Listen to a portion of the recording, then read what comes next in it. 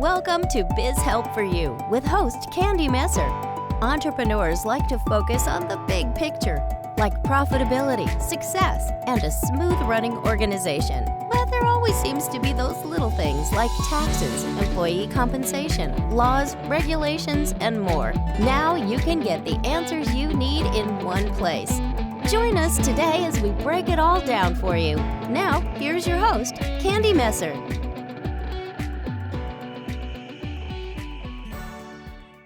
Hello and welcome to Biz Help for You with Candy Motzek. Thank you for joining us today. I hope you enjoyed the topic of our last episode, learning how to effectively and efficiently protect your business.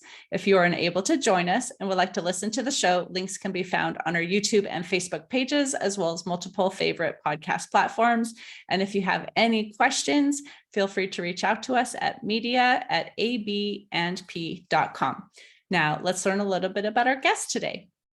I'm excited to have another Candy on my show, which is rare. And she is a best-selling author, podcast host of the show, She Coaches Coaches, and life and business coach for coaches. Candy helps smart people start successful coaching businesses. She believes that coaching transforms lives and that being a coach is a calling. She helps coaches get unstuck and feel more confident so they can play bigger, sign clients, and create more meaningful success. She's a recovering corporate executive and engineer who combines practical strategy and mindset in her calming, unique approach. So Candy, welcome to the show. Oh, thank you so much for having me. And it's a little confusing with two Candies on the recording at the same time. But thank you. I really appreciate you inviting me to be on your show. Well, I'm glad to have you here. Before I get into questions on the topic I have for you, I'd love for you to tell us just a little bit more about yourself and how did you start coaching?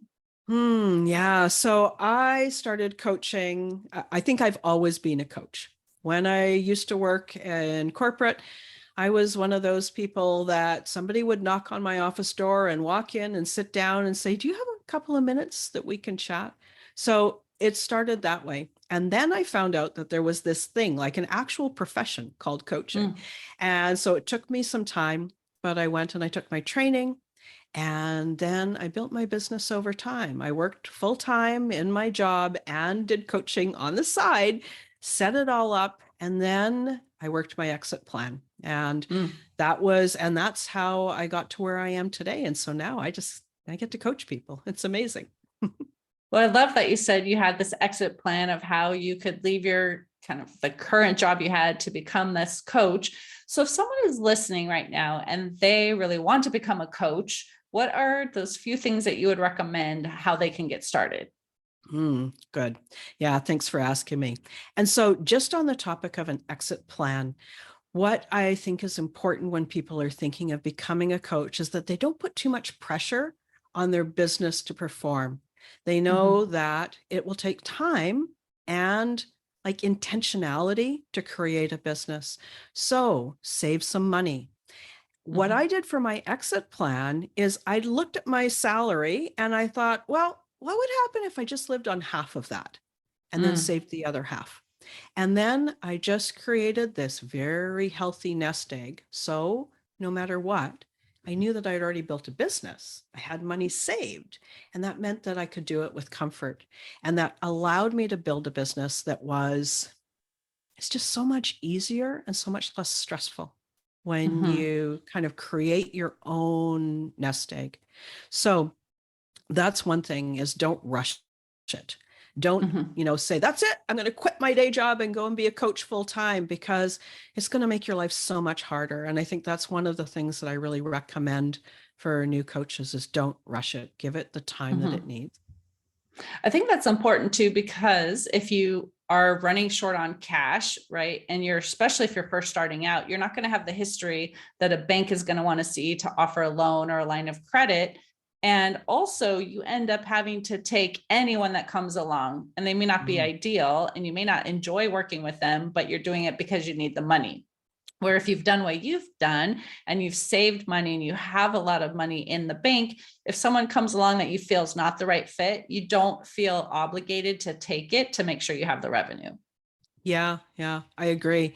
And so one of the things that I've really found is that new coaches, they are entrepreneurs. right? Mm-hmm. But it takes a while to get that entrepreneur mindset.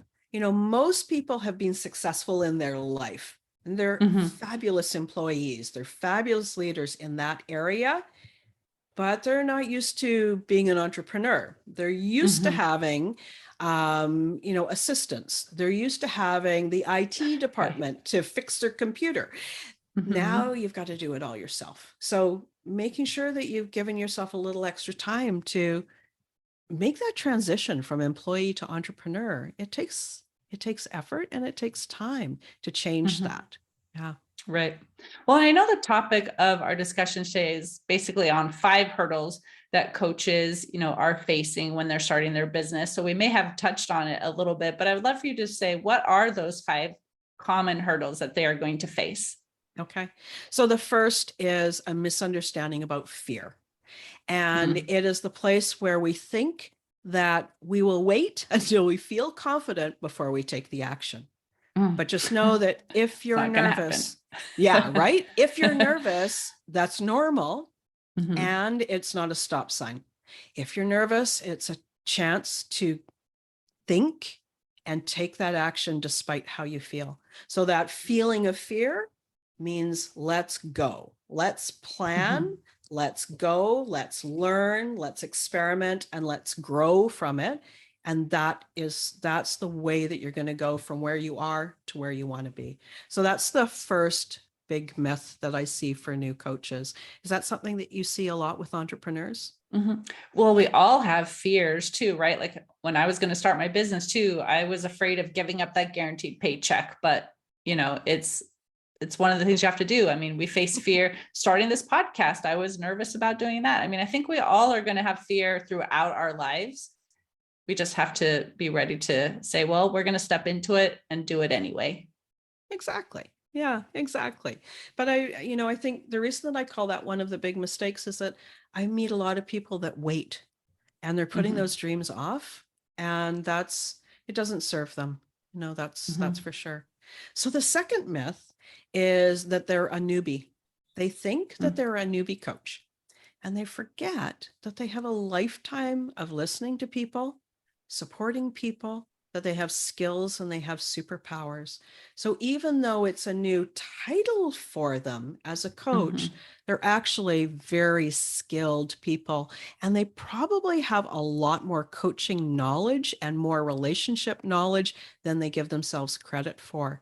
So just Mm-hmm. reminding themselves that maybe I'm new as a coach, but I'm a very skilled individual. And that's Mm-hmm. something that I see people, they forget, they forget that they've got those kinds of skills. Yeah. Mm-hmm. Well, especially if they did it in their job before, you could have been working it for 20 years, right? And you just became a coach now, but that doesn't mean, like you said, I'm only now 6 months in, you've got 20 years of history. Exactly. Exactly. So the third myth that I see a lot is what I call shiny object syndrome, SOS. And that is oh, you're laughing, right? Yes. I still have to hold myself back. That is the time that you go anywhere, you go online, you go on social media, and you see people offering you master classes and free webinars and low-cost trainings and another certification. And you start to go down this other path. So you forget that you already maybe had a plan and you allow yourself to get distracted. And Mm-hmm. as you get distracted, you fall into this shiny object syndrome where it can be like you're bouncing around like a ping pong ball. I recommend that you choose a path that works for you. You Mm-hmm. may not know exactly what the right path is, but go with one, maximum two mentors and stick with them and put on your blinders and Mm-hmm. don't allow all this distraction to get in your way. It is actually, that is the slowest path to creating a successful business, is being the ping pong that goes all over the place. So Mm-hmm. shiny object syndrome is the third big mistake that I see people make. Mm-hmm. That's so true. Yeah, yeah. The fourth that I see is fear of technology.